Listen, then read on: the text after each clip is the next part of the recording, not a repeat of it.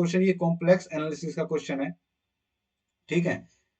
इसके ऑप्शन तो मुझे नहीं पता, लेकिन ये क्वेश्चन किसी ने भेजा है, क्वेश्चन ऐसे भेजा है कि let f of z is equal to e raise to power cos of 1 plus iota into sine z, then the value of partial derivative of the real part of f of z which is represented by u always with respect to x at point 0 0 is equal to what, ठीक है। इसकी value भी करनी है।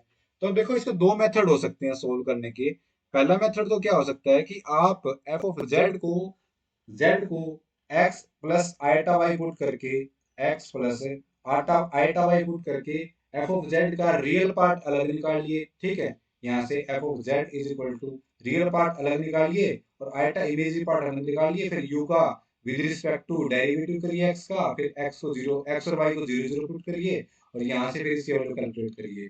तो ये पहला method है, ये आप कर तो सकते हो, लेकिन एग्जाम के पॉइंट ऑफ व्यू से ये बहुत लेंथी प्रोसेस होगी, तो इसको हम इजिली करेंगे। इजिली कैसे करेंगे, आप डायरेक्टली डिफरेंशिएशन कर दो एफ ऑफ जेड का विद रिस्पेक्ट टू एक्स, ठीक है। यानी आप एफ डैश जेड कैलकुलेट करिए, ठीक है। तो ये तुम्हारे पास कितना हो जाएगा, e raise to power cos of 1 plus iota into sine z, ये तो एज इट इज रहेगा।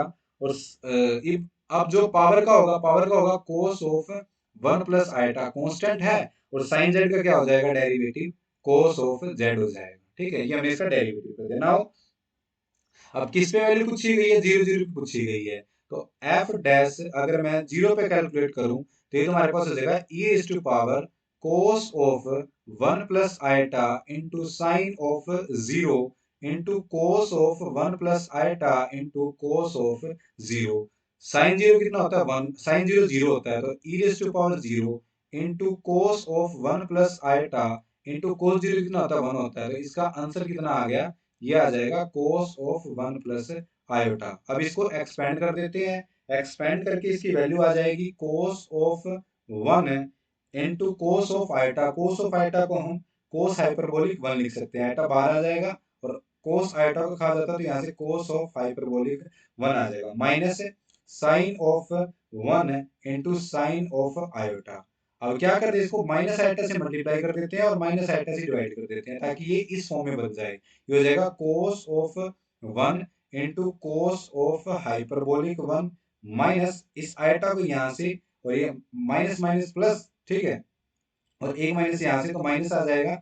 और इसको एक आइटा को, ठीक है, एक आइटा यहाँ से अगर आइटा को बाहर लूंगा तो आइटा स्क्वायर -1 और एक -1 पहले से ही है, ठीक है। तो ये तुम्हारे पास कितना हो जाएगा, ये हो जाएगा iota sine of 1 into sine hyperbolic 1, ये वैल्यू आ जाएगी यहाँ से, ठीक है। और we know that we know that the value of f dash z is equal to, value क्या होती है इसकी, इसकी वैल्यू होती है ux प्लस आयटा vx। यहाँ से अगर इसका x का डेरिवेटिव करें, इसको इक्वेशन 1 मान लेते हैं, तो इसको दोनों तरफ x के रिस्पेक्ट में डेरिवेटिव करें तो ये वैल्यू आ जाएगी यहाँ से, ठीक है। और इसकी वैल्यू तुम्हारे पास आ चुकी है, ये तुम्हारे पास, ठीक है।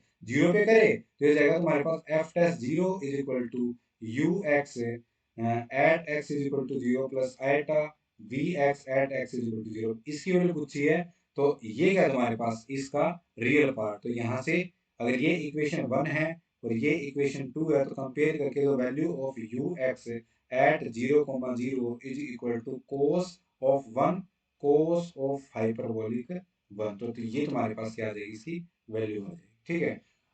तो इस क्वेश्चन को पूछने का उसका मोटिव क्या है कि जो क्वेश्चन है वो तो आसान है, लेकिन करने का तरीका अलग अलग है। आप इस मेथड से करोगे तो आपको ज्यादा टाइम लगेगा, और जो सेकंड वाला मेथड से करोगे तो आपको उसमें कम टाइम लगेगा, ठीक है। तो आप इसको ऐसे इजीली कर सकते हो।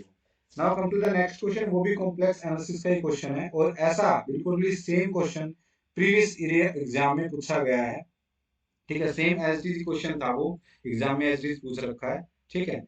तो स्टेटमेंट क्या है क्वेश्चन की, late IMN is equal to 1 upon 2 pi iota integration of z raised to power m into z raised to power n dz, where c is a circle, unit circle दे रखा है जिसकी radius 1 है और centre 0 है, then which of the following is true? The value of IMN is equal to 1 if m is equal to n, the value of IMN is equal to 1 if m plus 1 is equal to n, and the value of IM n is equal to 1 if m is equal to n plus 1, और आगे भी कुछ हो सकता है, is equal to 1 if m is equal to n plus 2, इस type से D option भी हो सकता है। तो ये एग्जाम में क्वेश्चन पूछा हुआ है। तो इसको हम बाय ऑप्शन करते हैं।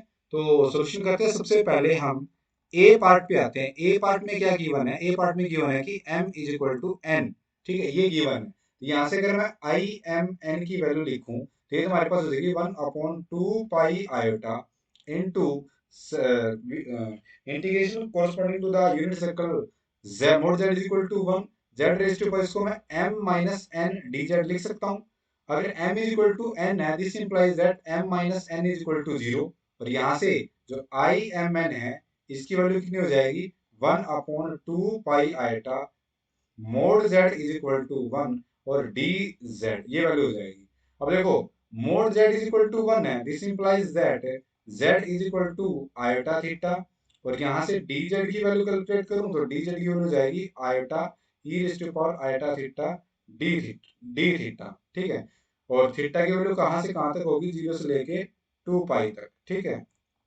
यूनिट सर्कल दे रखा है तो ये वैल्यू होगी। तो ये इंटीग्रेशन किस में चेंज हो जाएगा? I M N is equal to 1/2 pi iota into integration circle 0 to 2 pi, d z की वैल्यू कितनी है? डीजेड की वैल्यू है iota e raise to power iota theta d theta, ठीक है। तो आयोटा से आयोटा कैंसिल यहाँ से, और अब इसका जो इंटीग्रेशन है वो कितना हो जाएगा? ये हो जाएगा e raise to power iota theta, ठीक है, और अपॉन में आयोटा आ जाएगा तो 1/2 pi iota e raise to power iota theta limit 0 से 2 पाई, और इसका आंसर आ जाएगा 1/2 pi iota, which is not equal to 1। First option में क्या बोलता है कि 1 आएगा, लेकिन आंसर कितना आया है? 1/2 पाईटा आया है, ठीक है। इसका मतलब जो ऑप्शन ए है वो गलत है, ठीक है, option A is wrong. Now come to the next option. Next option part B, ठीक है। सेकंड ऑप्शन में क्या दे रखा है? सेकंड ऑप्शन में हमें m प्लस n की वैल्यू, m प्लस 1 की वैल्यू n दे रखी है, this implies that m minus n की वैल्यू कितनी हो जाएगी? -1 हो जाएगी, ठीक है। तो पुट कर देते हैं। So the value of I M N is equal to 1/2 pi iota integration z raise to power m minus n into d z, ये है ना। और सर्कल क्या दे रखा है? Mod z is equal to 1। तो यहाँ से वैल्यू कैलकुलेट कर, वैल्यू पुट कर देते हैं 1/2 पाई आयोटा, और यहाँ से ये हो जाएगा तुम्हारे पास mod z is equal to 1 के कोरस्पॉन्डिंग m माइनस n की वैल्यू कितनी है? -1, तो z रेज टू पावर -1, ठीक है, इंटू डी जेड, ये वैल्यू पुट कर देते हैं। z की ये रही और डी जेड की ये रही यहाँ से, तो ये जाएगा हमारे पास 1/2 pi iota into integration 0 to 2 pi, ठीक है, जेड रेज टू पावर -1 का मतलब क्या है? 1 अपॉन जेड और 1 upon e raise to power iota theta. D z की वैल्यू कितनी है? Iota e raise to power iota theta d theta. E raise to power iota theta से e raise to power iota theta cancel, ये हो जाएगा 2 pi minus 0 into iota upon 2 pi iota. इसका answer आ जाएगा 2 pi iota upon 2 pi iota which is equal to 1। इसका मतलब जो सेकंड ऑप्शन है वो तुम्हारे पास सही है, ठीक है। यानी आई एम एन की वैल्यू 1 हो जाएगी if m plus n is equal to n है तो, ठीक है। Now come to the next part. C part में क्या पूछ रखा है?